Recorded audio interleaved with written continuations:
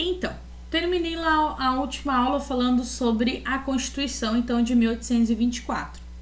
Porque precisa-se de lei para governar, né? Você precisa ter algo que direcione o que a população pode ou não pode fazer, o que é direito, o que é dever. Então, a Constituição é isso, é um conjunto de leis que explica como que é a forma política do Brasil.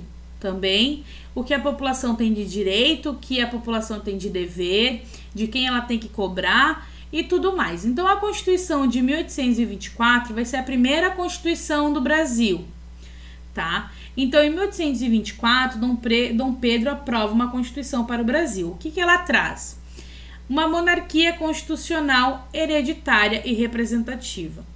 O que seria uma monarquia constitucional, hereditária e representativa? Que ela seria uma monarquia e teria uma Constituição, hereditária de pai para filho e representativa que ela estaria representando a partir de assembleia a população. A gente vai ter nesse primeiro momento a divisão de 3 poderes: executivo, legislativo e judiciário. Quem que é o executivo? Aquele que executa as leis, os projetos, coloca em prática. Quem seria esse? O imperador, né? O Dom Pedro I. Legislativo é a Câmara de Deputados nesse momento. São as pessoas que são eleitas para legislar, ou seja, fazer leis. E o judiciário, então, são os juízes e o poder moderador. Aí que está a grande sacada de Dom Pedro I. Ele, na sua Constituição, aprova o poder moderador. O que seria o poder moderador, professora? É quando o imperador poderia interferir em qualquer decisão tomada entre os 2 poderes. Ou seja, vamos dizer que um colega do Dom Pedro fizesse um crime, matasse alguém. Ele seria punido, certo? Afinal, ele matou alguém. Só que o Dom Pedro vai lá e muda a decisão, porque ele tem o poder moderador.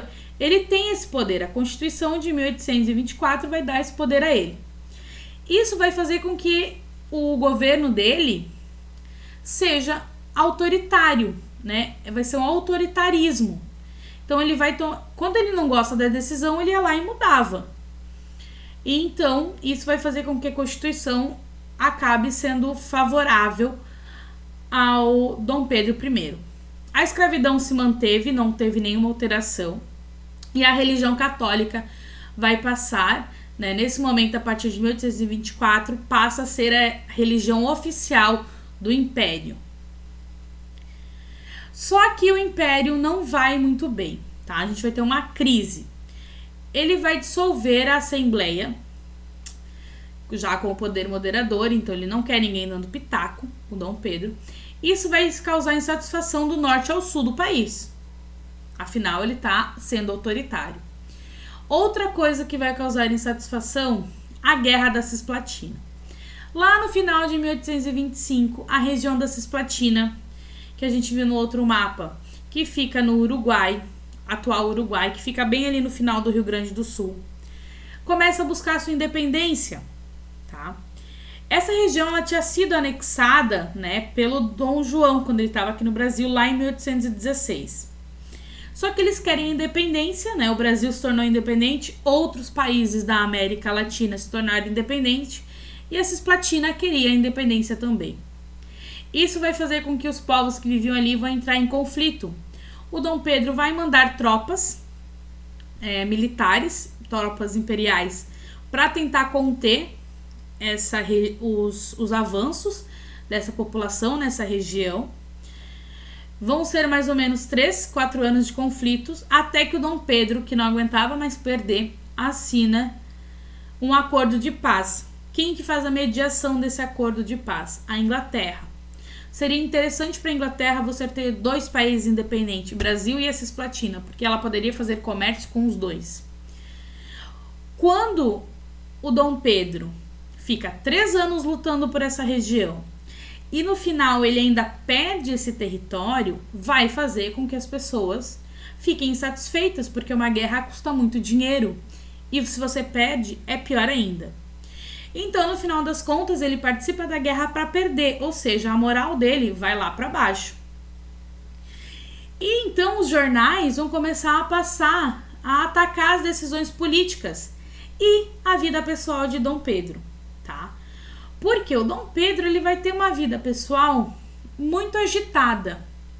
Ele vai ter muitas amantes, ele vai ter muitos gastos, ele bebia muito, fazia muita festa. E ele vai passar a receber críticas de portugueses e também críticas de brasileiros. Os brasileiros vão criticar porque tem muitos portugueses dentro do governo dele. E alguns outros brasileiros e portugueses vão criticar porque ele também tem muito poder, por causa do poder moderador. Daí lá em Portugal acontece o quê? O Dom João, pai de Dom Pedro, morre. Quem assumiria o título, né, o trono? O Dom Pedro, só que ele está aqui no Brasil sendo imperador. Então quem assumiria vai ser o irmão dele, o Dom Miguel. Só que o Dom Pedro não quer largar o osso, então ele fica naquela coisa de vou para Portugal, não vou, não vou. E ele vai ser acusado de se preocupar mais com os problemas de Portugal do que com o Brasil. Diante de tantas pressões, ele se vê sem apoio e isolado politicamente, porque ninguém está apoiando ele. O Dom Pedro, então, primeiro renuncia em favor do seu filho, que é uma criança de 5 anos. E ele retorna a Portugal, ocupando o trono que era do pai. E aí, como é que fica o Brasil? Vamos descobrir no próximo episódio. Afinal, a gente não pode ser governado por uma criança de 5 anos de idade. Ou pode?